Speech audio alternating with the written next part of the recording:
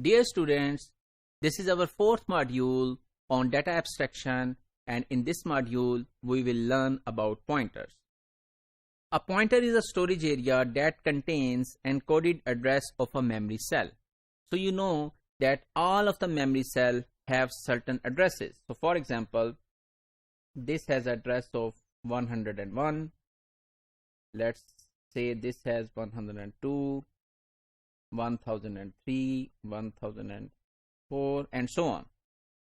So here there is an address, for example 1110, and in this location we can store the address, these addresses which we have mentioned over here. So for example, if we are saying that in this address we are storing 1002, and in 1002 the data is, for example, 12, so this means that this location is storing the address of 12, and the address of 12 is 1002. So for example, if we must repeatedly move an item of data from one location to another, let's designate the fixed location to serve as pointer. So each time item is moved, the pointer is updated. So for example, first time this 12 was stored at 1002, and next time we want to store this 12 at 1004. So we will just update the address. Then we want to store it at 1001. We will write it here 12, and this 1001 will come over here.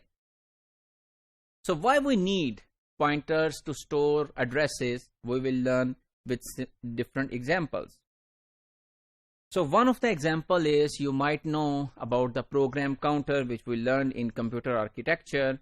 The program counter is used to hold the address of the next instruction. So you know all of the instructions are available in the RAM, and program counter holds the address of the next instruction to be executed. Thus the program counter plays the role of a pointer because it is storing the address. And in fact, another name for a program counter is also instruction pointer, because it is pointing to the instruction which is going to be executed in the next iteration. Then there is another application. For example, if we have different novels written by author, for example, this is the author Ernest, this is another novel, this is another novel. So one novel title is Of Farewell to Arms, For Whom the Bell Tolls and the Sun Also Rises. So all of these have been written by the same author, Ernest. So what will happen if we want to store all of these novels in the RAM? So these will be stored somewhere in the RAM, but we would not have an access that if I want to query, if I want to ask the computer that please tell me that what are all of the novels written by this author.